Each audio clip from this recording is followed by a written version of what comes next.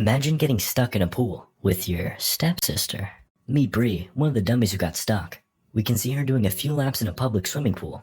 It's about 2 minutes of, personal viewing angles. Then we meet McGrady, one of the pool's employees. Wait a minute. Never mind. He can be seen pinning a closed for extended holiday sign on the bulletin board. After a few more breathtaking sights, we see Bree taking a blood sample from her finger and placing it on some type of scanner, reading 105. A large burn covering a chunk of her left arm is also revealed. Then there's Jana, the other dummy. Before leaving her car, she opens up her glove box and puts her phone in it, revealing a stash of empty hypodermic needles in the process. Sus. Clara, another one of the pool's employees, is sitting in the locker room rummaging through someone's purse. McGrady walks in and scolds her for the deed. We learn that Clara only took the job as a part of her parole contract. McGrady tells her to finish her shift, and then she's done. Make sure you empty the trash bins. Back to the pool, we see that John is being pestered by a group of kids. It seems that she's a bit of a Karen as she's seen yelling at the kids and shouting profanities. Then, one of the kids comments on Bree's burnt arm before being scolded by Jana. Get out of here, you little shit! Sounds like me. We learn that Jana and Bree are sisters who share a mutual passion for public pools. Later, the two sisters race around the pool as McGrady watches on from his office. A few minutes later, he comes out and tells everyone that the pool is closing and that they need to get out. Jana, being the hothead that she is, tells him to kiss her where the sun don't shine before getting out of the pool. Meanwhile, Bree rummages through her bag in search of her new engagement ring that she'd like to show off to her sister, but she can't find it. Okay, everyone, final call to leave the pool. Though, the sisters are too busy searching for that ring. Jana finally spots it at the very bottom of the pool. As people start leaving, Bree dives in to grab her ring. It seems to be stuck in the grate at the bottom of the pool. Jana dives in as well to lend a helping hand. Now that they're both submerged, the pool looks empty, so McGrady naturally encloses the pool. At the same time, Bree's hair gets stuck in the vent, leaving her trapped. Facing certain death, a miracle strikes as her hair comes free. The sisters race to the surface, only to find that they're stuck. Oh no, stepsis, we're stuck! With McGrady gone and a long weekend ahead of them, the sisters are shook. The pair try absolutely everything from hitting, smacking, punching, and even pushing on the fiberglass cover, but it's no use. But for real, what else can they do? They're stuck in a pool, and it's not like there's a hidden portal somewhere. Unless, just kidding. Actually, maybe this is it. Yeah, I can't fit in that hole. I'm not used to saying that. After another failure, the two girls race around trying to find something to widen the opening. Jana rips off a small piece of plastic from the side of the pool, but it just isn't strong enough. After another swimming montage filled with some more viewing angles, the pair meet up and talk about the worst ways to die, which isn't necessary cause they're living it. The conversation escalates and it's revealed that Jana actually saw Bree's engagement ring in her bag. This angered a jealous Jana, so much so that she threw the ring into the pool. So this whole predicament was your fault? Awesome. Sister sad. A frustrated Bree swims away and takes another crack at retrieving her ring. This time, she manages to pull it from the grate before swimming back up. A little while later, the pair reunite and discuss more potential escape plans. Then, Bree's phone starts ringing from outside the pool. It appears that it was her fiancé, David, calling to let her know that he'll be home late. Don't worry, David. So will she. As night falls, the temperature of the pool follows. The pair float in the pool, and the sisters be shivering. Then, Bree reminds the audience that she's got diabetes, and her blood sugar is running low, causing a strong headache. If she doesn't get an insulin shot soon, she'll fall into a coma. After, the pair share a heartfelt moment as they talk about the incident that caused Bree's burn. The same fire that left her scarred killed their father, a delusional and perverted man. Relatable. So, I guess that's a win. The moment is cut short by... Oh my god! Clara, the ex-convict employee, enters the pool room with the mop bucket. Clara is visibly excited, having just come across a handbag filled with money, a credit card, and a smartphone that won't stop ringing.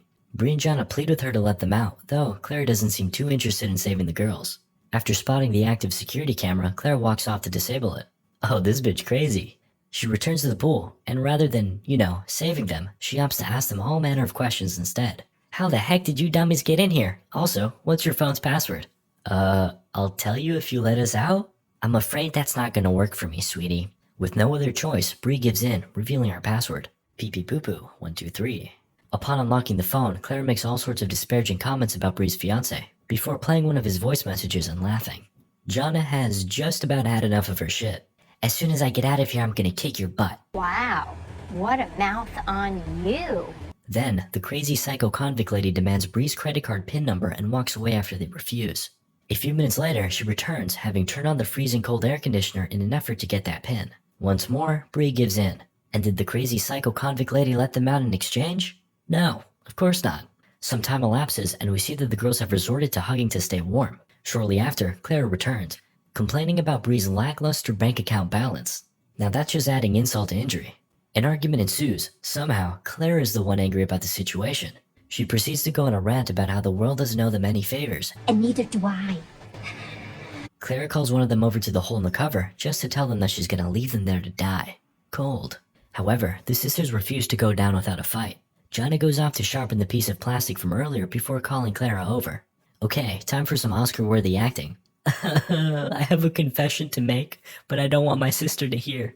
A greatly intrigued Clara leans her ear close before... Let's go, we got him. Though, I must say this was not the brightest of ideas. Nonetheless, it sure as hell feels good. Clara, now super angry and with a sore ear, decides to enact her revenge on the sisters by turning on the chlorine cleaning system. Now, the cold is the least of their worries as they find themselves struggling to breathe. It's not long before one of the sisters is out cold. No pun intended. Fortunately, Clara realizes the severity of what she just did and runs to stop it. Why the sudden change of heart, you ask? Oh, she only turned it off so she can threaten to turn it back on again. Torture 101. Then, Clara goes on yet another monologue, this time about marriage. Marriage sucks. Yeah, I agree. Then, she demands Bree's engagement ring, and this time they're much more willing to comply. Please let us out now. No, I don't think I will. The two sisters, sad as ever, separate. By this point, the surface of the fiberglass cover is covered in ice, and so too is the clock outside the pool. It's only gonna get colder, and they won't survive much longer. The sisters cling on to the floaties as they cling on to their lives. Bree passes out, but then...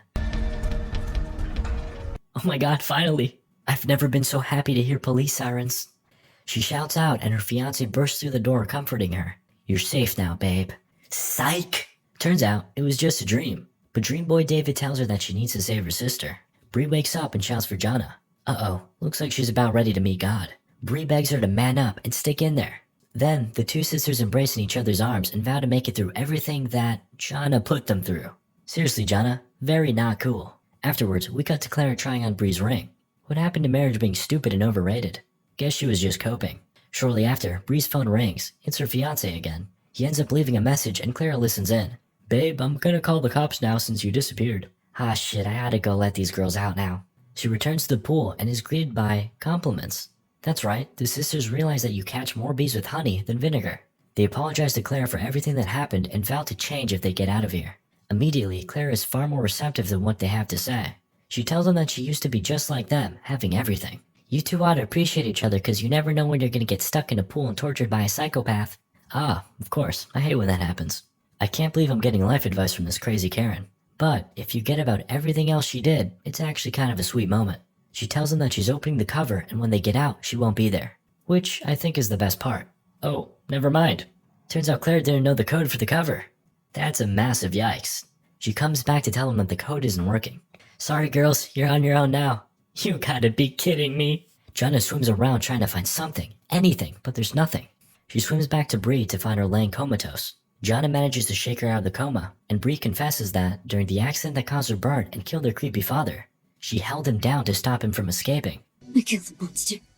Jonna rips off a piece of fabric from her clothing and uses it as a cushion for Bree to lay her head on. It's my turn to carry you now.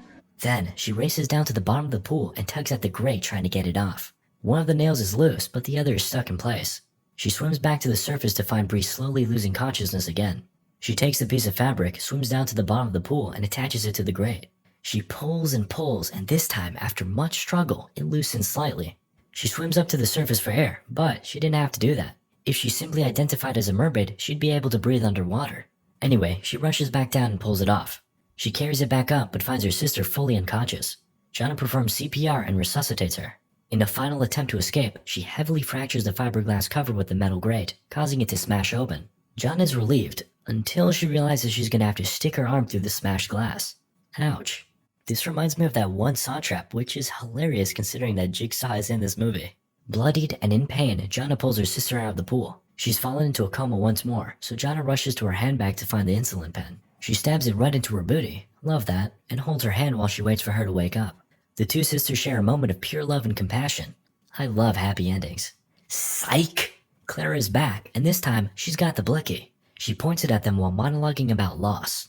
As she's about to pull the trigger, she randomly pulls a 180 instead. She hands Jonna her sister's ring, and then Jonna calls the ambulance. Clara walks away shamefully, and we actually get our happy ending. This pleases me.